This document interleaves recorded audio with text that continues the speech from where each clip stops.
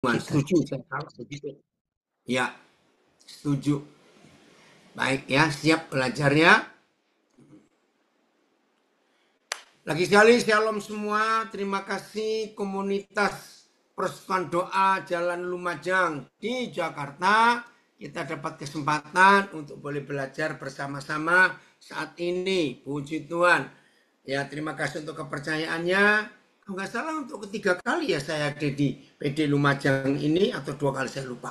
Baik. Iya, iya betul. Tema kita hari ini terpilih duri dalam daging. Mendengarnya saja sudah ngeri gitu ya, duri dalam daging. Jangankan duri, kita pernah selusupan bukan? Ada hal halus kecil itu masuk ke bawah permukaan kulit kita. Ya, itu bukan duri, juga bukan jarum, barang halus masuk ke bawah permukaan kulit kita. Itu kalau nggak bisa dikeluarkan, nggak enaknya luar biasa. Tapi tercatat, kita baca dulu ayatnya. 2 Korintus 12, mulai ayat 7. 2 Korintus 12, mulai ayat 7. Ini tertulis, gitu ya. Ayo, kenapa? Filipus sudah gabung? Anak saya Sudah, biasanya Pak. menayangkan. Coba. Masih Bisa dikunci share-nya. jadi co-host. Oh, share-nya masih dikunci. Coba Yoel, tolong dibuka. Yoel. Ya, supaya bisa tayangkan Alkitab di Zoom. Ya. Iya, coba Yoel. Ya, jadi Galan, Papa maafin ya, hari ini nak, Papa akan kirim, lupa Papa. Ya. Shalom, Amang Gurning. Udah. 2 Korintus 12 mulai ayat 7. Kita melihat ayat ini. Aneh sekali. Ada duri dalam daging. Tunggu sebentar. Nah, ini dia. Keluar ayatnya. Maaf yang di Instagram, Facebook nggak bisa ikut lihatnya, tapi dengarkan saja. Dan supaya aku jangan meninggikan diri, jangan sombong, karena penyataan-penyataan yang luar biasa itu. Wih, hebat Paulus. Maka aku diberi suatu duri di dalam dagingku, yaitu seorang utusan Presiden Prabowo. Begitu?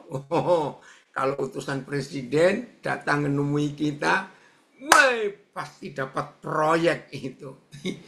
Ini utusan iblis. Hai. Untuk menggocok aku. Saudara tahu nggak bedanya meninju dan menggocok? Kalau menggocok itu gitu loh. Kalau ninju sekali, ini menggocok. Supaya aku jangan meninggikan diri. Nah, jangan ada yang tidak mengaku. Yang namanya manusia, catat, yang namanya manusia ini punya bawaan sombong sejak lahir. Saya ulangi, yang namanya manusia ini punya bawaan lahir, ya sejak lahir itu kita membawa sikap sombong. Betul? Coba kalau kita sejak lahir bisa bawa modal, duit aja luar biasa. Ini bawaan manusia. Lahir sudah sombong. Saudara perhatikan, lahir sudah sombong kita ini. Maaf. Saya heran. Kalau orang kaya sombong, oke lah. Jangan tersinggung ya. Saya pernah ketemu orang miskin sombong. Saya pertama mikir, yang disombongkan oleh orang miskin ini apa ya? Maaf. Tapi ada. Nah, setelah saya coba teliti, ternyata ada orang miskin sombong. Yaitu menyombongkan kemiskinannya, walaupun miskin masih bisa hidup dan punya anak lagi. Nah, itu layak sombong. Maaf, jangan tersinggung. Ya, saya ngomong apa adanya. Maka itu saya katakan, pada dasarnya manusia itu sombong. Maaf. Berapa kali saya ketemu orang cacat. Tapi memang ada orang-orang cacat yang tubuhnya tidak lengkap. Tapi hebat, bisa ini, bisa itu. Nggak apa-apa kalau dia sombong. Sebab ada orang yang nggak cacat, hidupnya lengkap, tapi hobinya suka minta-minta. Nah ini kurang ajar, maaf ya. Kalau masih lengkap, ayo berjuang. Berapa kali saya ngajari, sesusah-susahnya kamu makan. Keliling tempat-tempat sampah. Maaf loh, jangan marah. Kumpulkan botol-botol plastik bekas minum. Itu bisa dijual untuk makan. Walaupun cuma hari ke hari nyambung, gak apa-apa. Serius. Nah, kembali ayat ini, Filipus, lihat AYT-nya. Supaya jangan aku meninggikan diri. Jadi duri dalam daging sebagai utusan iblis yang menggosok kita, itu tujuannya supaya jangan meninggikan diri. Ternyata sama, meninggikan diri ya. Oke.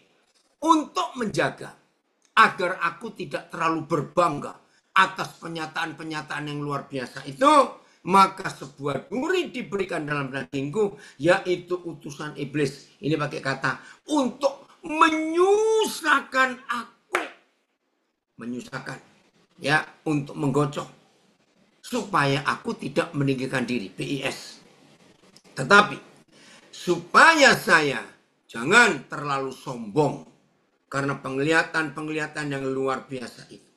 Saya diberikan semacam penyakit pada tubuh saya. Yang merupakan alat iblis. Ayuh. Penyakit itu diberikan untuk memukul saya. Supaya saya tidak menjadi sombong. TSI lagi pula naik Fir. Supaya saya tidak menjadi sombong. Karena hal-hal luar biasa yang Tuhan nyatakan. Maka saya diberi suatu penyakit yang menyiksa tubuh saya. Tuhan mengizinkan Satanas mengirim penyakit itu untuk memukul saya. Garis bawahi. Tuhan mengizinkan setan mengirim penyakit itu. Hah? Tuhan mengizinkan, bisa saja. Untuk memukul saya. Supaya saya tidak terlalu membanggakan diri. FAYH.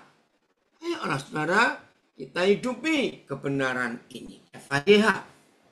Terima kasih Bapak, terima kasih. Sambil kita belajar, ayo kita periksa. Apa duri, bentuk apa duri dalam daging di hidup masing-masing kita. Tetapi ini ingin saya katakan. Karena pengalaman-pengalaman itu hebat sekali. Maka Tuhan takut. Keren. FIA-nya bagus. Ini dari sisi Tuhan.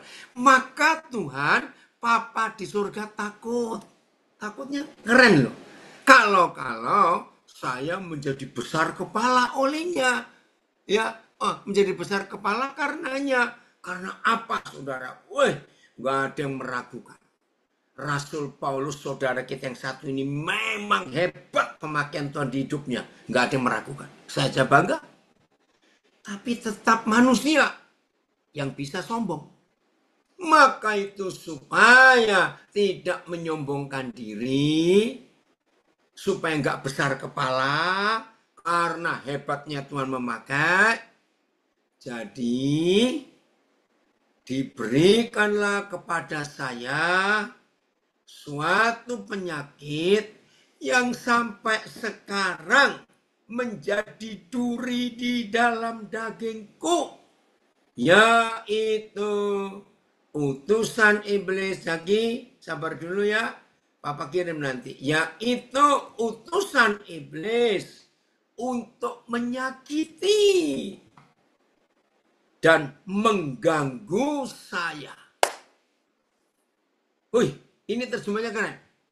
Dan menurunkan harga diri saya. Waduh, ini luar biasa. Wah, ini luar biasa. Papi Daniel luar biasa dengan Papa di surga. Apakah Papi juga punya daging? Punya. Semua kita punya. Karena dasarnya kita ini sombong. Nah yang tanya ini tadi, saudara kita ada di Zoom juga, maaf ya, lumpuh. Dari bagian perut bawah sampai ke kaki lumpuh total. Gara-gara nolong orang yang kecelakaan motor, pas dia ngangkat menolong, ternyata dia ditabrak mobil dari belakang. Itu peristiwanya terjadi lebih 25 tahun yang lalu. Nah saudara kita ini sampai hari ini lumpuh. Oke, tapi tetap semangat melayani Tuhan. Nggak pernah berhenti. Tiap hari, dalam bagiannya. Nah saudara, ini FIH-nya bagus ya. Untuk menurunkan harga diri saya. Ya ampun.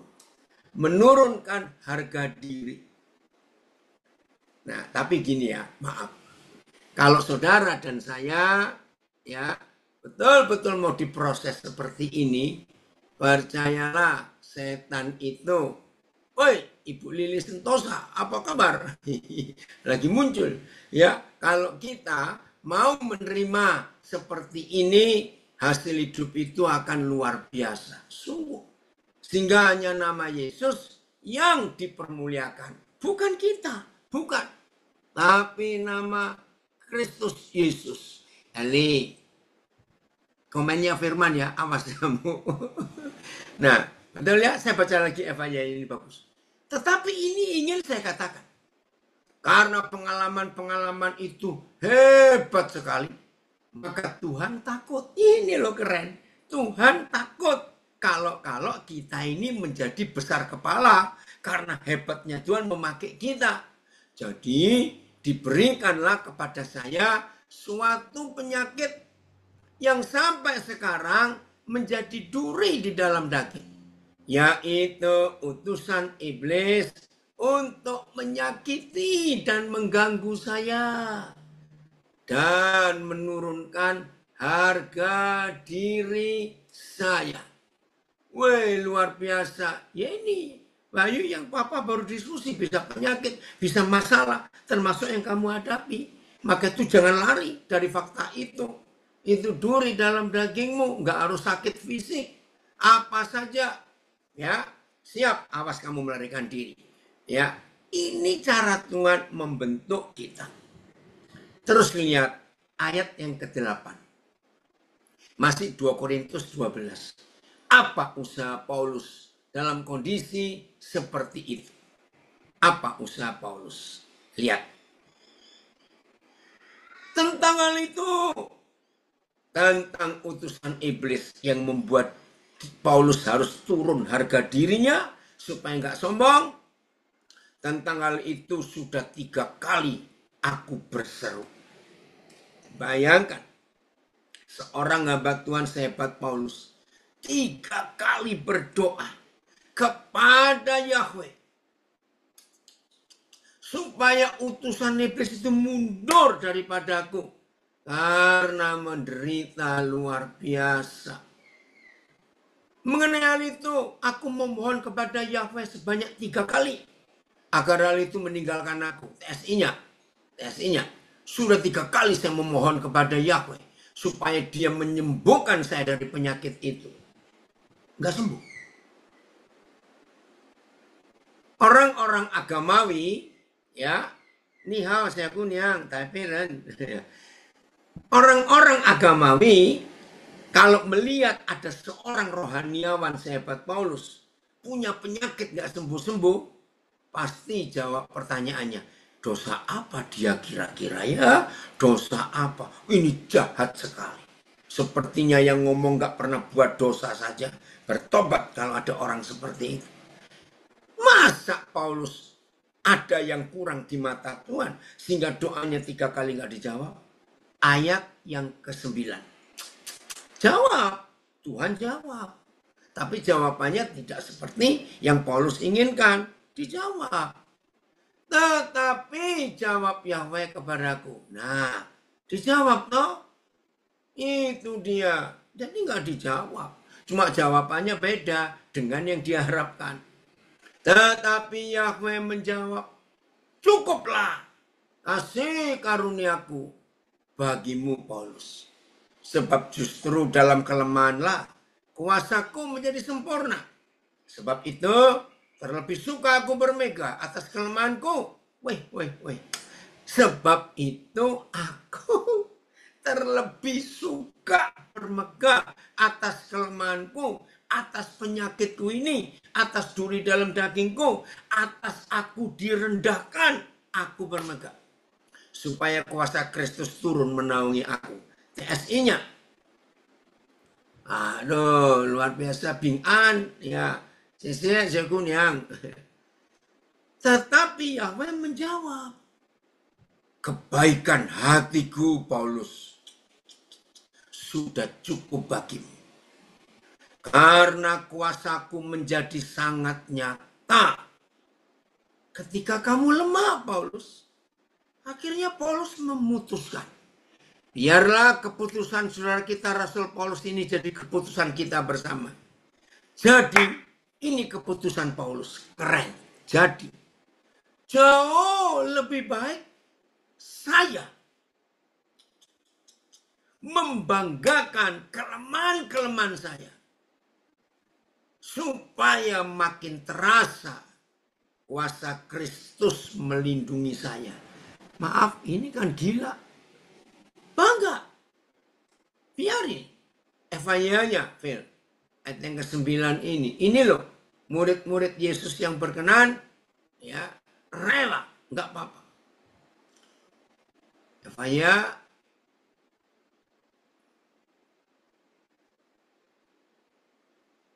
Setiap kali ia berkata, menjawab doanya Paulus. Setiap kali. Tidak. Wih, tegas. Tidak. Artinya, Yahweh Tuhan tidak mau menyembuhkan Paulus. Yahweh Tuhan tidak mencabut duri itu. Tetapi aku menyertai engkau.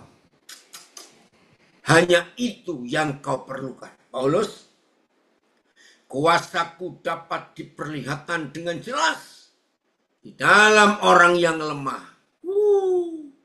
Lalu apa reaksi Paulus? Apa jawab Paulus? Jadi kalau ada di antara kita yang sekarang ini, entah sedang terbaring di ranjang rumah sakit, entah sedang istirahat di tempat tidur di rumah, atau sedang duduk tapi nggak bisa kemana-mana karena sakit. Yang sedang dalam penjara, nggak apa-apa. Yang sedang diproses, yang sedang dilumat-lumat oleh Tuhan. Ayo, kita semua berkata sama seperti orang hebat ini. Apa? Sekarang saya bergembira. Wah, orang Jakarta bilang, gila ini. Bergembira dalam sakit yang gak sembuh-sembuh. Bergembira digocok, ditinju berulang-ulang oleh utusan iblis. Sekarang saya bergembira. Dapat menjadi pernyataan yang hidup dari kuasa Kristus. Ini dia. Dan bukannya memamerkan kuasa dan kecakapan saya sendiri. Bayangkan. Nggak bisa. Ayo pamerkan kuasa dan kehebatan Tuhan kita lewat hidup kita masing-masing. Ketika kita lemah. Keren ya? Ayat 10. Wah, ini lebih gila lagi nih Paulus ngomongnya. Ayat 10. Ya. Terima kasih Bapa untuk duri dalam daging. Karena itu. Ayo, cek semua kita. Karena apa? Karena itu aku senang. Ya, cek. Aku rela. Ayo kita cek. Kita ini seringkali senang kalau dalam 1 bulan penuh di rumah kita ada tamu saudara kita dari luar negeri datang. Dan sepanjang bulan itu tamu kita ini ngajak kulineran, keliling cari makan. Yang aneh-aneh dicari. Artinya kita sebulan nggak masak dan nggak belanja. Karena ada tamu yang ngajak kita makan di luar setiap hari sebulan. Hitung. Gratis berapa juta itu, maaf ini ya. Nah itu senang. Oke, dapat bonus, dapat hadiah, senang. Tapi murid Yesus yang benar, senangnya dan relanya dalam hal apa? Ayo kita baca. Karena itu aku senang. Senang loh saudara, bukan senang, bukan begitu ya. Senang, harus semangat. Ya bilang senang tapi loyo, bohong itu namanya. Karena itu aku senang dan rela. Satu, di dalam kelemahan. Senang dan rela dalam seksaan. Gila ini orang. Ketiga, senang dan rela di dalam kesukaran. Keempat, senang dan rela di dalam penganiayaan. 5, senang dan rela dalam kesesakan. Asal semua oleh karena Kristus. Sebab jika aku lemah, maka aku kuat. Jawabannya orang Jawa bilang, yo wis. Iya tahu, yo wis. Ya sudah. Kalau memang ini ujungnya. TSI. Ayolah saudara, semangat gitu loh ya. Saya nggak bisa lihat wajah saudara semuanya ini. Tapi saya harap nggak ada yang loyo, nggak ada wajah kecut, wajah asam, nggak ada. Walaupun nggak enak semua. Oleh karena itu, sebagai utusan Kristus,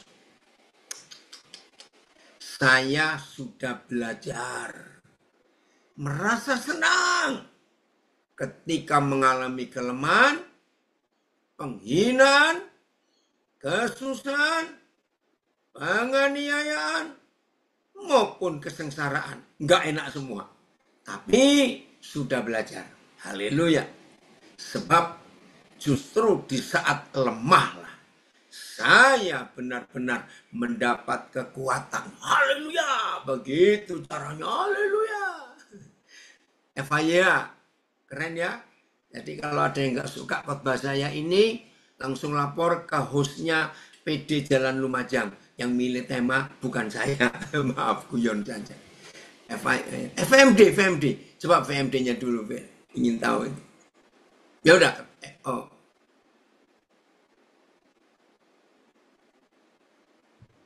Ya. Aku senang di dalam kelemahan. Aku senang di dalam hinaan. Aku senang di dalam kesukaran. Aku senang di dalam penganiayaan. Dan di dalam kesengsaraan karena Kristus. Dan aku senang dengan hal itu. Sebab apabila aku lemah, aku sungguh-sungguh kuat. Luar biasa. Eva ya. Ayo semua kita. Nggak abot, nggak berat ya. Dalam nama Yesus. Ya, yang berkata khotbah ini berat, bertobat. Awas kamu. Ya, firman Tuhan nggak ada yang berat. Daging kita aja yang nggak suka. Karena saya tahu bahwa semua itu bagi kepentingan Kristus. Maka saya tidak berkecil hati mengenai duri itu. Dan mengenai penghinaan, kesukaran, serta penganiayaan, saya nggak berkecil hati. Sebab apabila saya lemah, perhatikan. Sebab apabila saya lemah, saya menjadi kuat. Makin sedikit yang saya miliki. Makin dikit, bukan makin banyak ya. Makin sedikit yang saya miliki, makin banyak saya menggantungkan diri kepadanya. Wow. Haleluya. Setuju ya? Makin sedikit yang saya miliki, makin banyak saya menggantungkan diri kepadanya. Itu dia. Wah, ini luar biasa bukan? Nah, sekarang ayo kita jangan bahas tentang apa itu duri dalam daging. Lebih baik kita bahas siap nggak kalau dikocok, direndahkan, dan mengalami hal-hal yang tidak enak itu. Ya harus siap. Jadi bahasnya bukan bentuk duri dalam dagingnya. Bahasnya kita siap nggak mengalami semua yang nggak enak itu. Ya, duri dalam daging itu bisa gembala kita. Tadi malam ada yang kontak saya, tolong Pak doakan.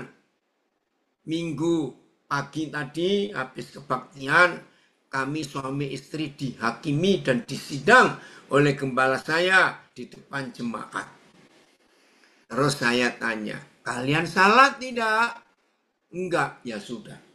Kalau kalian tidak salah, seperti penghakiman yang terjadi, ucapkan syukur. Sebab ketika Tuhan Yesus disidang dengan tidak adil, vonisnya mati. Terus saya ajak guyon, kalian masih hidup toh? Ya, ya sudah. Ampuni gembalamu, berkati mereka. Keren ya? Nah, jadi duri dalam daging itu bisa macam-macam yang terjadi. Musa di dalam kepemimpinannya, aduh, kalau saudara baca kitab bilangannya, kitab bilangan itu kitab yang paling banyak menulis Musa mengeluh.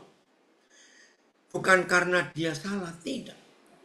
Bahkan pada suatu kali, aduh saya lupa ya bilangan berapa. Dalam badan stres. Musa nggak tahan ini bangsa ini. Coba kalau ada yang bisa menemukan, ya, Will, begini kata Musa, apakah aku yang melahirkan mereka, Tuhan? Sehingga aku harus ngurus mereka. Aduh, kalau saya baca ayat itu, saudara, bayangkan stresnya Musa. Masih ingat ketika mereka nangis bersama? Catat loh, nangis bersama dari pagi sampai sore karena mereka bosan makan mana. Lalu mereka minta daging, masih ingat itu? Lalu dia berteriak, seandainya ada orang bisa nguras laut, kumpulkan ikan. Nggak cukup untuk memberi makan orang segini banyak. Karena jumlah dipimpin Musa itu kira-kira 4 jutaan. Dari mana saya ngitung 4 juta? Dari bilangan 1. Betul nggak? Nah, ini ada yang komen, wah benar, gembala bisa jadi ikan. Kok ikan duri dalam daging? Ah, anak ini awas kamu ya, Mang Siombing. Minta ikan. Nah, bilangan 1 menulis angka anak laki-laki yang umur 20 tahun ke atas. Bukan 20 tahun ke bawah. Itu jumlahnya 630.000 sekian. Wih, Pak Teddy dari Kerayan, kapan punya anak lagi? Oke. Nah, kalau anak laki-laki yang umur, oh terima kasih Devita, Borusinaga hebat, bilangan 11-12 ya, nanti kita lihat. Kalau anak laki-laki yang umur 20 tahun ke atas itu 600 sekian puluh ribu. Lalu adik-adiknya perempuan, kakak perempuannya.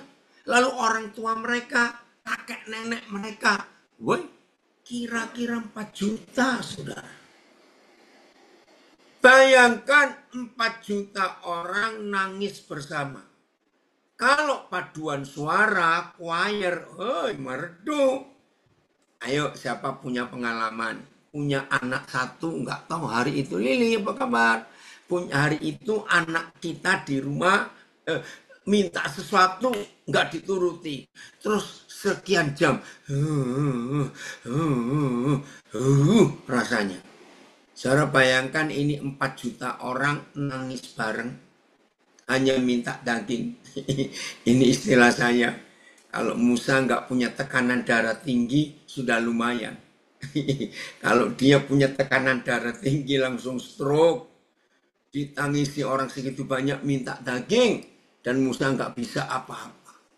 Ini duri dalam daging Musa. yang dipimpinnya. Bilangan berapa tadi? 11-12, Fer? Coba kita lihat.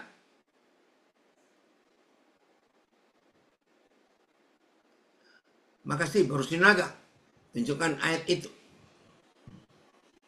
Bilangan 11. Nah, ini dia. Ini Musa ngomong ke Yahweh Tuhan loh. Iya. Dikeplaki aja. Nah, ini dia. Ada yang bilang dipukul aja kepalanya. Ya.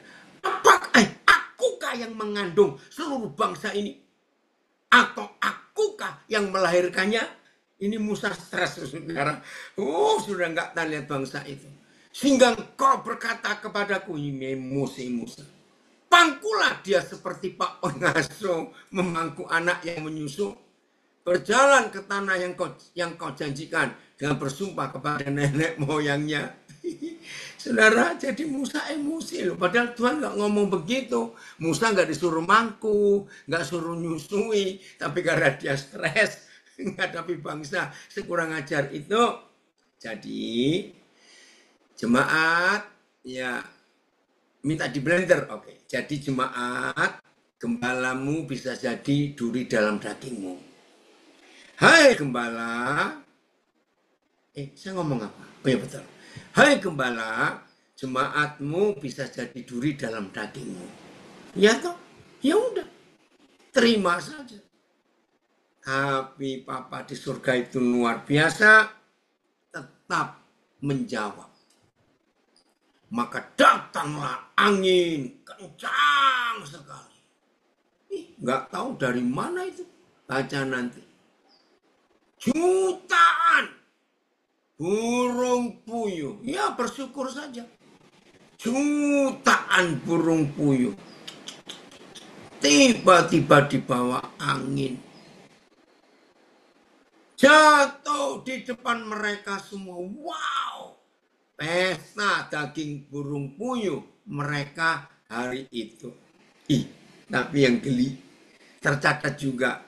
Mungkin ada di bilangan itu ya. Mereka makan daging sampai keluar dari hidungnya. Nggak bisa bayangkan itu. Itu makan model apa? Rakusnya bangsa itu. Dan Musa ngalami itu nggak sekali, 2 kali. 40 tahun. Bukan 40 menit. Bukan 40 jam. 40 tahun. Haleluya. Paulus hebat. Musa hebat. Tapi jangan lupa, duri dalam daging harus ada di hidup kita. Supaya tidak sombong. Supaya harga diri kita turun. Gak apa-apa. Ini luar biasa. Senang ya? Berjalan bersama Papa kita sehebat ini mendidiknya. Senang. Oke, kita lihat. Bagaimana proses yang dialami Paulus. Bagaimana proses yang dialami Musa. Bagaimana proses yang dialami Yusuf. Duri dalam dagingnya adalah istri Potifar. Itu yang kesekian. Duri dalam daging dialami Yusuf yang pertama. 10 kakaknya. Itu dia. Betul, harus punya hati yang lemah lembut. Itu Musa. Karena sudah dilatih. Makasih Yok untuk ingatkan ayat itu. Saudara, ini Tuhan. Yusuf itu nggak salah apa-apa. Bayangkan kalau Yusuf nggak mengalami proses itu. Maka ketika dia jadi raja di Mesir. Kakak-kakaknya habis dibunuh semua itu. Enggak. Coba lihat bilangan 12 ayat 3. Atau 21 ayat 3. Yang Musa orang yang paling lembut hatinya sedunia. 12 ayat 3 enggak ya? Mudah-mudahan betul ini. Maaf, saya lupa. Bilangan 12 ayat 3. Nah, betul. Adapun Musa ialah seorang yang sangat lembut hatinya, lebih dari setiap manusia yang di atas muka bumi. Musa adalah seorang yang sangat lembut hati, lebih daripada semua orang di muka bumi. PS, Musa adalah orang yang sangat rendah hati, melebihi semua orang yang hidup di bumi ini. Oh, mulai ayat 1 ada TSI-nya, Phil. Ayat 1. Ayo kita lihat TSI. Ayat 1. Ayat 1, Phil. Ya. Musa adalah orang yang sangat rendah hati. Bahkan paling rendah hati di antara semua orang di dunia. Suatu kali, nah kita nggak usah baca. Saudara bayangkan. Ini kalau penulisan kronologis. Ayat 3 dapat pujian yang luar biasa. Ternyata di ayat 13 tadi, lah, mana rendah hatinya? Mana lemah lembutnya? Dia emosi, saudara. Sampai bentak-bentak Tuhan. Masa engkau suruh aku mangku bangsa ini? Seperti bapak pengasuh mangku anak kecil. Suruh nyusui. Bayangkan baru dapat pujian loh. Nggak tahu itu jaraknya berapa lama. Itu Musa. Itu manusia. Maka itu saudara, ayo hari ini kita berubah. Amin. Hiduplah dalam kebenaran. Ketika proses itu terjadi, ucapkan syukur. Duri dalam daging, ucapkan syukur. Amin. Semua kita, maaf papa mama, maaf. Duri dalam daging, bisa anak kita, menantu kita, besan kita, ipar kita, kemenakan kita, menantu kita. Para pengusaha yang sukses, Tuhan bisa izinkan duri dalam daging. Itu teman, bisnis, rekan kerja, tiba-tiba bisa berubah. Charles, apa kabar? Lama nggak kontak ini. Saudara lihat, apa saja, siapa saja bisa Tuhan izinkan jadi duri di daging kita untuk menggocok, untuk merendahkan. Tapi tujuannya satu, supaya kita tidak sombong. Jadi ucapan syukur, nikmati. Yang tidak enak itu, maaf. Oh, sebentar ya saudara, saya ada tamu ini. Kok saya nggak lihat dari tadi? Masuk saja. Tidak apa-apa diskusi. Nggak boleh panas, ayo masuk. Saya nggak dengar kalau ada tamu. Sudah lama tadi? Ayo. Masuk, nggak apa-apa, duduk sini. Maaf, saya dapat kunjungan orang penting. Ya. Saudara perhatikan firman ini sungguh-sungguh luar biasa. Siap ya untuk itu? Oke. Ada komen. Kalau diproses jangan protes. Betul, ini kalimat bagus. Kalau diproses jangan protes. Kalau ada duri dalam daging, nikmati senikmat-nikmatnya. Ketidaknikmatan itu. Amin. Oke ya. Nah sekarang ayat kedua. Kenapa Tuhan izinkan ada penderitaan dalam hidup kita? 1 Petrus 4 ayat 1. 1 Petrus 4 ayat 1. Kita lihat ayat ini. Oh maaf, tadi bilangan 11 ayat 12-nya. Jadi setelah Musa diproses, luar biasa. Terus dia dapat ijazah. Ya, Musa dapat predikat. Oh kenapa ini? Tunggu. Ya, Musa dapat ijazah. Musa dapat tanda lulus. Musa dapat predikat. Di ayat 12 tadi, jadi waktu dia marah-marah kepada Tuhan itu bilangan 11. Lalu bilangan 12 Musa lulus. Nah sekarang lihat. Alasan kedua, mengapa Papa izinkan ada duri dalam daging kita? Karena ini. Lukas 1 Petrus 4 ayat 1. Ya ini kenapa ini? Munculnya enggak. Oke. Pak Pendeta Besar, Pak Jeremy hadir. Oke. Jadi, karena Kristus telah menderita penderitaan badani, kamu pun harus juga mempersenjatai dirimu dengan pikiran yang demikian. Karena barang siapa telah menderita penderitaan badani, duri dalam daging tadi, haleluya, siap semua, ia telah berhenti berbuat dosa. TSI-nya, TSI-nya 1 Petrus 4 ayat 1.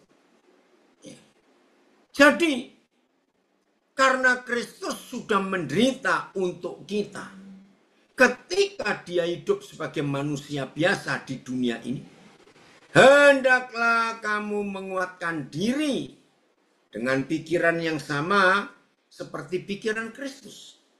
Sebab orang yang menderita karena mengikut Yesus juga sudah memutuskan untuk berhenti berbuat dosa. Efayanya, ya, jadi yang pertama tadi, kenapa ada duri dalam daging? Supaya tidak sombong. Yang kedua, alasan Tuhan mengizinkan ada duri dalam daging di hidup kita supaya kita berhenti berbuat dosa. Kan bagus kalau hasilnya begitu. Karena Kristus telah menanggung sakit dan penderitaan. Saudara harus bersikap sama seperti dia. Saudara juga harus siap menanggung penderitaan. Sebab ingatlah, terima kasih Tuhan. Apa yang suruh ingat? Ingatlah. Apabila badan saudara menderita, dosa kehilangan kuasanya. Keren ya terjemahan ini. Sebab ingatlah, apabila saudara dan saya sudah menderita secara fisik, berarti kita, dosa itu sudah kehilangan kuasanya. Logikanya begini. Ada nggak dosa itu nggak enak? Nggak ada. Semua dosa itu enak. Maka itu kita suka. Maaf. Nah, untuk melawan yang enak, maka obatnya adalah yang pahit, yang tidak enak. Betul. Ini pemusik hebat, Amang Siombing. Wow, cara menghancurkan kesombongan salah satunya harus dengan banyak penderitaan. Betul. Ingat tadi di awal kita belajar, manusia itu lahir kalau bawa modal duit enak. Kita ini lahir langsung bawa dosa. Dan salah satu dosa yang kita bawa dari perut mama kita adalah kesombongan. Maka itu nggak ada manusia yang nggak sombong di dunia. Yang kaya sombong masih lumayan. Yang miskin sombong itu loh, ada loh, saya pernah ketemu jangan marah. Maka itu diberi dulu. Nah sekarang di ayat kedua ini, 1 Petrus 4 ayat 1. Ternyata Papa izinkan saudara dan saya mengalami sakit supaya berhenti berbuat dosa. Terima kasih Papa untuk jaminan yang luar biasa ini. Siap ya? Maka itu duri dalam daging itu tidak boleh kita hindari. Katakan amin. Kita harus hadapi duri dalam daging itu karena baik. Karena itu untuk memuliakan Tuhan lewat hidup kita. Kalau Yesus saja mau menderita seperti itu, ya sudah. Ayo kita menikmati semua yang tidak nikmat itu. Karena kita tahu dengan cara itu kita bisa berhenti berbuat dosa. Terima kasih Bapak untuk waktu kami diizinkan mengalami penderitaan, mengalami sakit, digocok, Tuhan utus orang-orang tertentu untuk memurnikan, untuk membentuk, untuk memproses kita. Itu betul-betul anugerah yang sangat luar biasa. Oke, nah ada komen lagi. Jadi kalau menderita jangan nyalakan Tuhan, jangan. Tapi Tuhan mengajar agar kita merendahkan hati. Betul. Hal lain lagi, Tuhan kalau mengirim duri dalam daging, itu pasti ada orang-orang tertentu yang Tuhan izinkan. Bersyukur pada duri-duri itu. Ya, maka itu sering saya ngajar, kalau ada saudara yang diizinkan Tuhan ganggu hidup kita, harusnya bersyukur pada si pengganggu, karena dengan itu kita diproses. Loh, betul tidak? Iya, kalau nggak ada mereka, kita nggak sempurna. Jadi siap. Terima kasih Tuhan untuk mereka-mereka itu, karena itu proses yang luar biasa. Sebentar ada komen ini. Ada waktunya kita akan berterima kasih kepada kesulitan yang pernah kita lewati. Betul. Sebab dari kesulitan itu kita didewasakan. Bahkan hampir semua orang sukses di dunia, mau dokter sukses, mau semua yang sukses, itu pasti mengalami kesulitan dulu. Saudara, nanti tanggal 10 November akan ditetapkan. Ini sejak Oktober awal kemarin, saya ini tiap tahun punya kebiasaan ini. Kalau sudah bulan Oktober, lalu awal November, wah saya pasti rajin mengikuti. Apa yang saya ikuti? Pemenang Nobel. Wah itu orang-orang hebat. Saya mau belajar dari mereka. Para pemenang hadiah Nobel. Ya, lalu mereka akan diberi hadiah tanggal 10 Desember. Itu setiap tahun. Nah tahun ini ada orang Jepang yang dapat ya dalam bidang medis kedokteran. Oh, ada banyak. Saya suka ngikuti mereka ya. Dan hebatnya satu-satunya bangsa yang selalu akan ada di pemenang Nobel itu orang Yahudi. Aneh.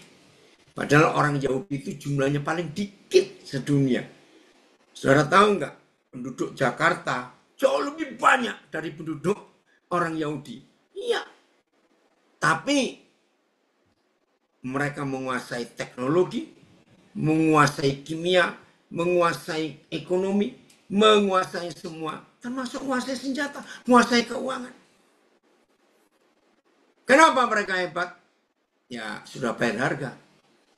Ribuan tahun, bahkan sampai hari ini mereka terus mengalami kesulitan. Kalau bicara duri dalam daging buat orang Israel, nggak tahu berapa ribu duri itu yang mereka rasakan. Bayangkan, dari zaman Daud, perang mereka nggak berhenti sampai hari ini. Apakah Tuhan kejam? Tidak. Itu loh mereka. Ingat waktu zaman Nazi Hitler, 6 juta lebih yang dibunuh.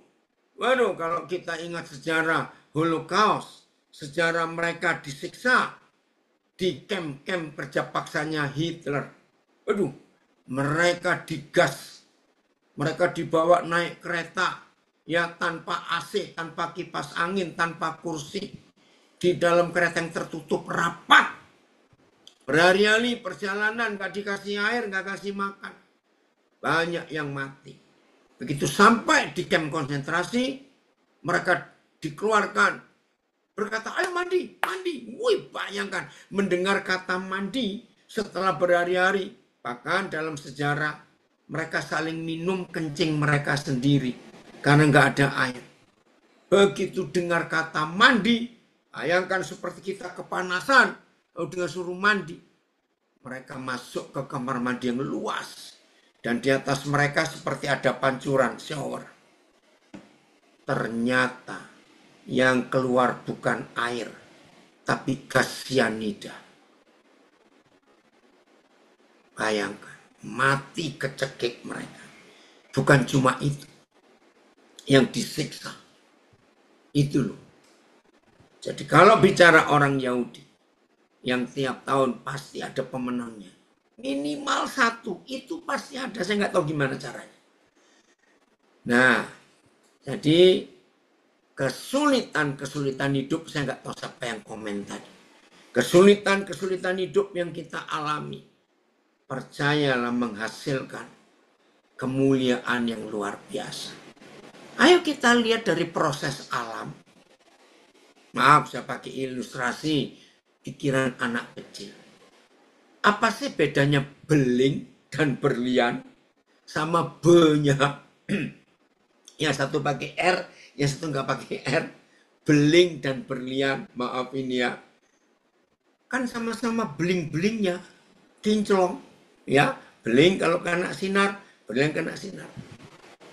Harganya yang mahal mana? Yang murah mana? Semua kita tahu. Kenapa beling murah? Ya karena prosesnya gampang. Bahannya murah. Kenapa berlian? Berlian sangat mahal, maaf.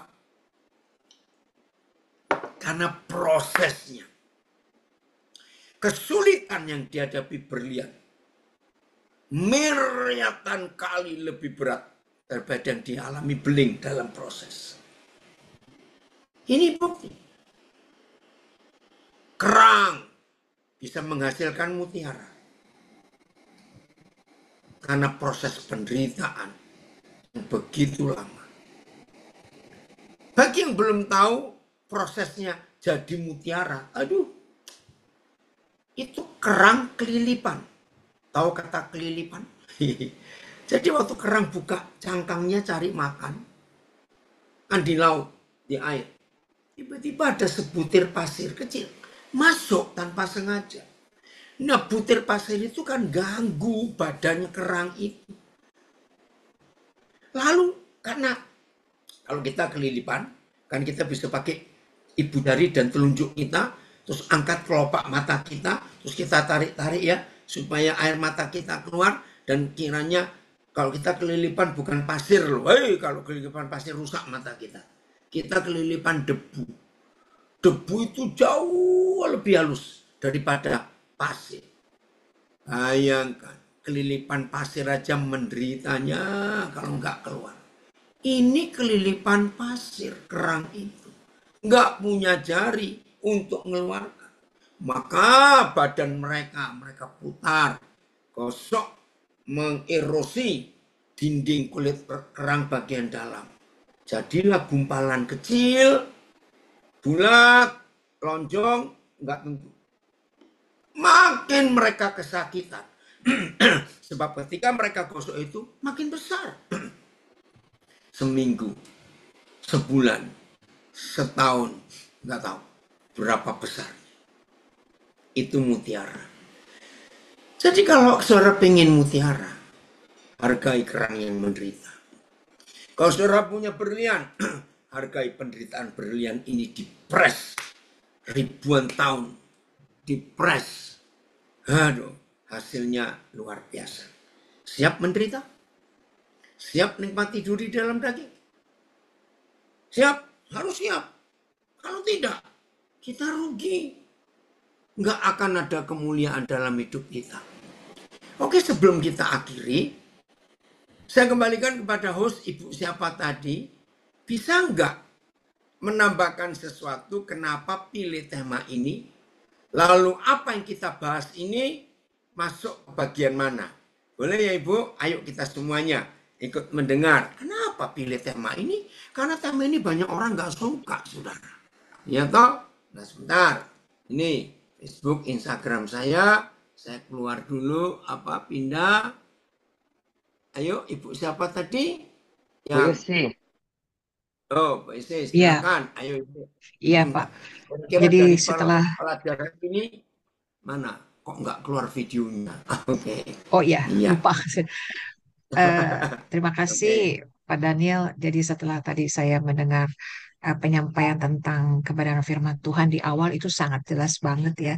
Bahwa di tengah duri dalam daging itu Rasul Paulus akhirnya mengetahui dia lebih suka bersuka cita dalam kelemahan penderitaan aniaya apapun.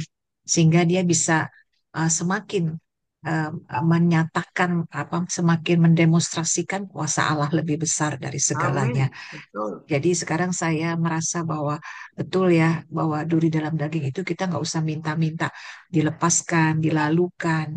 ditengking-tengking gitu, tapi dan justru pada saat Jangan kita tengking-tengking. tahu, ya, pada saat kita tahu bahwa dalam penderitaan itu Tuhan mau kuasanya itu dinyatakan lewat hidup kita. Mungkin Amin, itu yang amin. bisa jadi berkat buat saya, Pak. Papa Daniel, terima kasih. Ya, oke. Saya minta komennya Ibu Christine Sentosa. Ayo Li, komen Li. Nah, dengar ini. Nggak usah pakai video, nggak apa-apa. Lu mana ini? Ibu Christine Sentosa kok nggak muncul? Atau yang lain? Ibu Alien Lim, mau tambahkan? Silakan. Iya, Pak Daniel.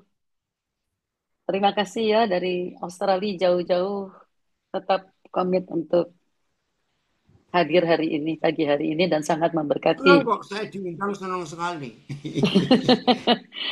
Saya artinya kekristenan tuh sangat paradoks ya, Pak ya. Iya, dengan banyak khotbah yang salah. Paradoks banget karena justru di dalam duri dalam daging itu membuat kita tidak sombong. Ini paradoks ya. Orang ajaran sekarang kan selalu berkat, berkat, berkat Tuhan itu Iya, baik, Tuhan itu luar biasa ya. Eh, Tapi ternyata seperti Paulus yang begitu hebat, dia mensyukuri di dalam daging itu. Wow banget gitu loh. Ya, yang saya mau tanya dengan pada Bapak ya, tadi di bilangan ya, badan iya. menderita, badan menderita, dosa hilang kuasanya. Oh, 1 Petrus 4 itu. 1 Petrus 4 ya. Iya, Nah, apakah artinya kalau kita mau tidak berdosa, kita harus mengalami badan menderita, Pak? Kan nggak juga. iya. Ya, begini ya. Ibu Christine Sentosa habis ini komen ya. Awas kalau enggak. Begini ya, semua saudara saya jawab. Orang yang ingin berhenti merokok Mm-mm, sama dengan orang yang mau berhenti alkohol, mau mm-mm. berhenti judi, mau stop pornografi, ya, mau berhenti narkoba. Semua itu harus dilawan dengan penderitaan fisik. Iya, Yang pernah terikat rokok pasti tahu. Begitu berhenti ngerokok, ini kan orang yang pernah ngerokok. Wah, rasanya badan sakit semua. Tulang kayak dicabutin. Nah, kalau dalam drug narkoba itu namanya sakau. Wih, orang sakau itu menderita ketika tubuhnya yang sudah dirusak oleh setan minta diisi narkoba, minta diisi nikotin, minta diisi alkohol. Itu tubuh itu berontak. Ya, stop judi. Waduh, luar biasa. Maka itu dalam sejarah tidak sedikit orang-orang yang marah dengan dirinya. Kenapa nggak berhenti judi? Mereka potong tangannya sendiri loh. Itu ada banyak kisah. Karena begitu capeknya dia dengan dirinya. Kenapa nggak bisa stop judi? Dia potong tangannya. Wih, ngeri sekali. Nah, jadi tidak harus melewati sakit. Kalau kita memang mau menderita sementara, baru kita akan lepas. Jadi memang begitu. Maaf, saya percaya semua kita pernah mengalami sakit yang sangat parah. Ya, dalam kondisi tergeletak di tempat tidur, nggak bisa merasakan badan ini kayak apa, nggak bisa merasakan pengen makan tapi nggak bisa makan. Maaf, dalam kondisi seperti itu kan keterlaluan. Kalau kita masih mikir perjinahan, mikir judi, sakitnya kayak begitu. Nah, ini contoh. Maka itu berbahagialah kita kalau kita siap menderita, karena pasti dosa jauh dari kita. Jelas, Bu Alin? jelas. Terima kasih, Pak. Ya, Li, mau ngomong Li? Ayo, komen. Ini orang hebat ini. Loh, tadi ada loh. Kok sekarang hilang lagi? Belum Masih dibuka. mute, Mute. masih Mute, mute, Li. Lili. Suaranya belum dibuka. Oh, ya nih Daniel malu-maluin gue. Enggak, Ya, nggak ada apa-apa kok. I was boleh. listening to you.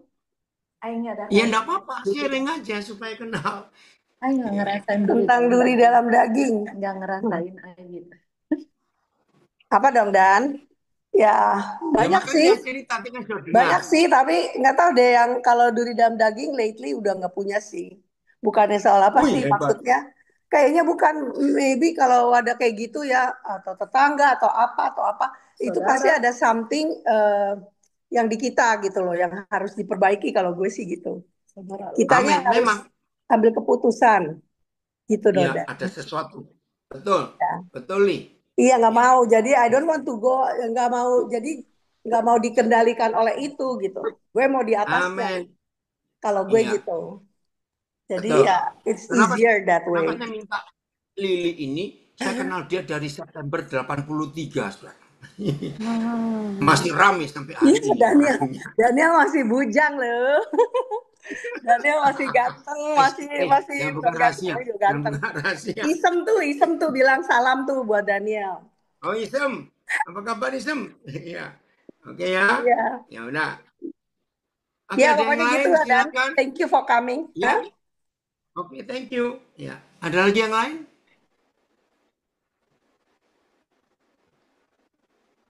Oh, lu matiin. Jangan. Oh, gue kira lu matiin. Sudah? Selesai? Farida Terserah. tuh, Pasti masih ada Bagaimana? lah tuh. Farida tuh udah standby. Ya, apa? Jelas tadi sudah dijelaskan ya bahwa jadi kalau kita masuk di dalam atau mengalami suatu keadaan, saya selalu percaya itu karena Tuhan sayang sama kita, ya Kodan ya. Amin. Bukan Tuhan membenci kita, tapi Tuhan sayang sama kita. Ya Hmm. seperti saya Kodan pernah mengalami cancer, ya mungkin menurut orang, wah ngeri banget penyakitnya, begitu kan. Tapi pada saat saya alami itu, saya tahu karena Tuhan sayang sama saya. Jadi ya Farida yang sombong mungkin, yang ada hal-hal tertentu yang Tuhan ingin ubahkan, belum diubah-ubah. Justru di kondisi seperti itulah, maka kesadaran itu datang dan kita mau berubah begitu ya. Jadi aku percaya apapun yang kita alami dalam hidup kita ini, semuanya itu akan mendatangkan kebaikan bagi kita semua Amin. sih. Ya, cuma ada satu Wih, pertanyaan sebenarnya yang tadi Kodan agak nggak singgung apa-apa. sedikit Boleh, mengenai Bu dosa. Farida tanya aja. Ya, saya mau tanya tentang dosa. Tadi Kodan ada ngomong bahwa bayi pun atau misalnya sejak di dalam kandungan pun kita tuh berdosa begitu. Jadi sudah ada dosa bawaan. Tetapi kalau saya baca-baca di Alkitab Kodan, itu Tuhan Yesus ngomong bahwa kita itu malah harus ikut seperti anak kecil. Begitu kan? Nah, jadi sehingga saya melihat ini ada dua perbedaan. Rasul Paulus dengan jadi Mazmur juga ada salah satunya ada ngomong mengenai dosa bawaan. Tetapi aku baca-baca kalau di ya apa yang Yesus ajar, justru malah kita disuruh ikut seperti anak kecil. Sehingga dalam pemahaman saya bahwa anak kecil itu sebenarnya tidak berdosa begitu. Bahkan di dalam ajarannya pun kita diajarkan bahwa eh, yang orang buta itu loh Kodan, ya orang buta itu yang Ya, dan lahir dari dosa. Yesus berkata bahwa itu bukan bukan bawaan, bukan bilang orang itu lahir dari lahirnya, Dosa tetapi orang ada maksud tuanya. Tuhan. Hmm. Ya, atau bukan karena dosa orang tuanya, tetapi karena ada maksud Tuhan dalam hidupnya. Nah, hanya dua pemahaman itu aku pengen tanya sama Kodan itu sebenarnya oke, bagaimana saya gitu? jawab. Apakah Ah, uh, uh, ya. Saudara, kalau kita lihat Ibu Farida ini, segagah ini, secakep ini, ternyata pernah cancer. Wah, ini luar biasa. Nggak kelihatan sama sekali itu. Bekas-bekas cancernya nggak ada. Karena kalau kita mendengar orang cancer, pasti di kemo, bukan? Oi, Tuhan Yesus hebat. Haleluya. Ini kesaksian. Satu Tambah kalimat cantik tadi yang iya. bagus. Iyalah, iya betul itu. Terus tadi satu kalimat Bu Farida bagus. Mungkin saya ini masih sombong. Maka itu Tuhan proses itu. Ini yang Tuhan ingin bebaskan kita. Baik, saya jawab. Jadi begini. Anak kecil, ayo yang punya anak. Pernah nggak tiba-tiba anak kecil kita itu bohong? Loh, kaget nggak? Siapa ngajari dia? Ayo ibu-ibu yang punya anak pernah kaget-kaget suatu hari anak kita belum sekolah ini. Jadi belum ketemu orang lain. Tiba-tiba bisa bohong. Kaget kita. Pas kita tanya, lu belajar dari mana? Pernah tahu nggak itu? Nah, Iya, jadi begini iya Bu betul. Farida, ya toh. Jadi dosa bawaan dengan karakter itu beda. Yang Tuhan Yesus katakan belajarlah kepada anak-anak karakter mereka itu loh. Satu, anak-anak nggak punya karakter nggak punya karakter jelek, ya, punya politik, punya motivasi tersembunyi nggak ada. Anak-anak itu lihat kalau berantem nggak sampai 5 menit selesai berdamai. Dan seringkali orang tuanya nggak berdamai. Anak kecil itu polos, hatinya tulus, luar biasa. Anak kecil itu jujur, ya, kita tahu mereka. Nah, karakter itu yang Tuhan Yesus ingin kita miliki. Tapi kalau dosa sudah ada. Dalam 1 Petrus 1 ayat 21 kok tidak salah. Dikatakan bahwa Tuhan Yesus itu mati dan menebus dosa bawaan kita. Dosa warisan kita itu ditebus oleh Tuhan Yesus. Maka itu semua bayi dan anak kecil, walaupun belum percaya Tuhan Yesus, kalau mereka meninggal, Tuhan sudah tebus mereka otomatis. Tapi setelah kita, anak biasanya umur 7 tahun ke atas, baru bisa memilih berbuat dosa. Nah, 1 dosa Petrus itu berapa? harus Tolong, sorry. 1 Petrus 1:21 kok tidak salah. Ya betul ya. Oleh Betul karena ini. dia kamu percaya oleh karena dialah kamu percaya kepada Allah yang telah membangkitkan dia dari antara orang mati dan yang telah memuliakannya sehingga imanmu dan pengharapanmu tertuju kepada Allah. Itukah, Koden? Ayat 21. Iya. 1 Petrus 12 apa 1:21. Enggak. Oh enggak. Oleh Oh. dialah. Yang ditebus dari dosa warisan. Itu ayat berapa? Saya lupa. Ditebus dari dosa warisan. 1 Petrus 1 ayat berapa? 17? Filipus? Ada ayat berapa? Ditebus dari dosa, ditebus. Nah ini. Ntar. Oh 18. 18 Bu Farida. Sebab kamu 1 Petrus tahu 18. bahwa kamu telah ditebus dari cara hidupmu yang sia-sia yang kamu warisi dari nenek moyangmu. Itu bukan dengan Ya. barang mana, bukan pula dengan perak atau emas. Jadi kita ini dapat dosa warisan dari nenek moyang kita.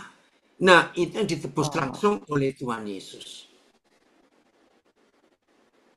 Oh. Iya. Jadi beda Bu Farida, karakter anak-anak harus kita ikuti. Mereka polos, ya, mereka jujur, itu dia. Kalau kita, aduh banyak politiknya saja udah gede-gede ini, maaf. Ya. Jelas? Oke, lanjut. Ya, Siapa lagi? Saya. Shalom Koden. Shalom, siapa ini? Saya dengan Iin dari Australia. Melbourne. Oi, apa kabar ini? Di mobil, mau kemana itu? Iya di jalanan, stop dulu untuk dengar Koden. Koden Waduh, ada di gitu aja. Australia. Are you in Iya, Melbourne di or Sydney? lagi di Sydney. Oh, lagi di sini. Ke Melbourne-nya kapan? Ya nggak ada yang ngundang tuh. Nggak ada yang ngajak. Kalau nggak ada kesibukan ya nggak ke sana. Kapan nih buat acara nanti Koden datang? Iya, boleh. Nanti saya atur ya supaya Koden Atur ya, bisa datang siap. ke Melbourne ya. Siap ya. Oke. Oke. Koden, Ayo, terima ini kasih. pertanyaan dulu. Ini pertanyaannya Koden. Tadi ada perkataan kesulitan seperti duri di dalam daging. Kesulitan-kesulitan yang kita alami itu, apakah itu termasuk memuliakan Tuhan dalam kehidupan kita? Iya, maka itu Paulus berkata di 1 Korintus 12 ayat yang ke-8 tadi. Karena Ya. itu aku lebih suka dalam kesulitan, penderitaan, siksaan. Supaya kita nggak sombong. Ya. Itu dia, 2 Korintus 12. Mulai ayat 7 sampai 10 tadi kita belajar. Betul itu. Betul supaya ya. kita bisa memuliakan Tuhan. Ya. Ya. Oke. Terima kasih Koden. God bless you. Sama-sama. Ya, salam buat Bapak Jenderal di sebelah. Nih orangnya tuh. Shalom. Shalom, shalom. Gagah sekali. Gagah sekali. Terima kasih. Ditunggu ya. Ditunggu di Ya, siap. Melbourne. Betul. Siap. Kapan buat acara nanti Koden datang? Yes, Ya. pasti. Nanti Oke. dikabarin, Ya. Koden. Thank Ya. you. Siap. Ada yang lain? Saya mau sharing, Pastor Daniel. Silakan. Ya, thank you Yulia untuk di Jakarta. ya, ya, thank you untuk firmannya. Saya Yulia. Memang saya udah divonis ada kelainan darah dan kuping saya berdengung, udah berobat kemana-mana, Singapura, Malaysia, apalagi di Indonesia, ahli darah, ahli THT, ahli syaraf nggak bisa disembuhkan.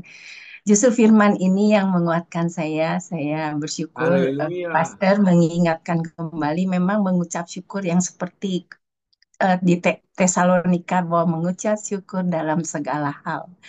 Jadi justru menurut saya bersyukur. Sebenarnya saya udah divonis waktu itu, waktu anak 9 tahun dan 6 tahun bahwa saya bisa meninggal mendadak karena darah saya bisa ngeblok ke jantung. Sejak itu saya mempersiapkan suami dan anak-anak dan banyak mindfulness alone with God dan saya menemukan Paulus ini. Jadi kalau ada KKR penyembuhan pasti saya hadir di sana. Sampai satu momen saya ambil master counseling, saya ambil psikologi sama suami. Woi, bagus. Kemudian saya waktu baca Alkitab jam 3 pagi karena jam 6 harus berangkat untuk ujian, tiba-tiba mata saya tidak bisa melihat Alkitab, gelap. Saya pikir saya ngantuk gitu loh. Kemudian saya cuci muka, ternyata enggak. Terus saya struggle dengan itu, kemudian saya belajar untuk berdiam diri, silent sama Tuhan, just asking, sebenarnya Tuhan mau apa sama saya? Saya dikasih telinga yang berdengung dan tidak nyaman selama 25 tahun. Dan Wow. sekarang saya nggak bisa melihat, jadi sebenarnya Tuhan mau apa sama saya? Di dalam keheningan itu, saya mendengar, saya dari keluarga yang mengenal Tuhan, tidak mengenal Tuhan 17 tahun saya mengenal Tuhan melalui seorang guru lulusan elektro ITB yang datang ke sekolah saya hanya ingin menjadi guru misi. Kemudian saya mengenal Tuhan 32 tahun, seluruh keluarga saya percaya Tuhan, dan waktu saya silent itu, saya merasakan Tuhan berbicara seperti ini. Apakah diriku mati buatmu dan menyelamatkan seluruh keluargamu? 32 tahun saya berdoa untuk seluruh keluarga. Percaya sama aku, itu belum cukup bagimu. Mungkin satu hari kamu tidak bisa melihat dan tidak bisa mendengar. Apakah kamu mau menjadi pendoa syafaat seperti aku mendoakan dunia ini dan menjadi pendoa syafaat buat kalian semua? Waktu itu saya menangis, meminta ampun sama Tuhan kalau aku tidak bersyukur, kalau diri Yesus yang sangat berharga dan bernilai itu sudah menembus saya dan seluruh keluarga saya. Kemudian aku menyembah ke bawah, berlutut, sembahyang seperti orang Islam itu sampai jidat saya ke lantai dan saya bilang seperti ini, ampuni hambamu yang tidak bersyukur untuk karyamu yang tak ternilai itu. Mulai sekarang saya tidak meminta lagi mujizat penyembuhan, tapi saya meminta kekuatan menjalankan hari-hari saya. Amin. Supaya melalui keterbatasan saya bisa memuliakan nama Tuhan dan menolong banyak orang. Dan yang terlebih adalah saya minta klaim seperti Musa berkata, kalau ada Tuhan di sana, saya mau berjalan ke sana. Kalau Tuhan tidak ada di sana, saya hanya berjalan sekarang di tempat ini aja. Jadi terima kasih Pastor Daniel, itu apa yang dibagikan Pastor itu is a bless for me today. Jadi kayak Tuhan merecall semua bahwa kalau kita punya sakit yang nggak bisa disembuhkan, itu pun Sebenarnya tujuan Tuhan seperti Roma ayat 28 bahwa Tuhan turut mendatangkan kebaikan bagi kita yang berharap kepadanya. Jadi selalu memberikan yang terbaik gitu loh. Tapi seringkali kita mungkin nggak silent sama Tuhan. Seperti Yesus juga di dalam kesibukannya. Saya lihat pelayanannya selalu dia di dalam kesibukan berbondong pun dia pasti menyendiri bersama dengan Allah Bapa di surga. Terima kasih, Pastor. Jadi saya belajar juga terakhir ini tentang kisah Paulus. Oh, sebenarnya mungkin konfirmasi tanya juga mau Pastor Daniel bahwa Amin. sebenarnya dia tuh sepertinya ada epilepsi. Benarkah seperti itu gitu duri dalam dagingnya? Ada banyak tafsiran. Ya, ada yang bilang matanya itu rabun. Oke lah, kita nggak usah mencari-cari apa yang nggak tertulis. Pokoknya ada penderitaan dalam fisiknya. Itu. Jadi Ibu Julia sekarang nggak melihat ini. Oh enggak, habis itu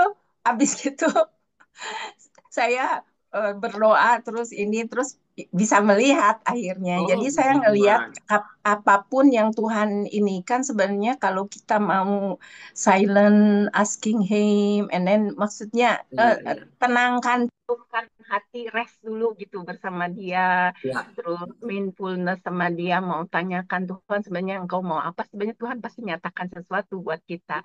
Dan sekarang saya justru bisa menolong dengan saya ambil master counseling, saya sekarang terlibat di dalam gangguan mental health sama caregiver gitu loh, dan itu Waduh, sangat luar benar-benar bahwa biasa.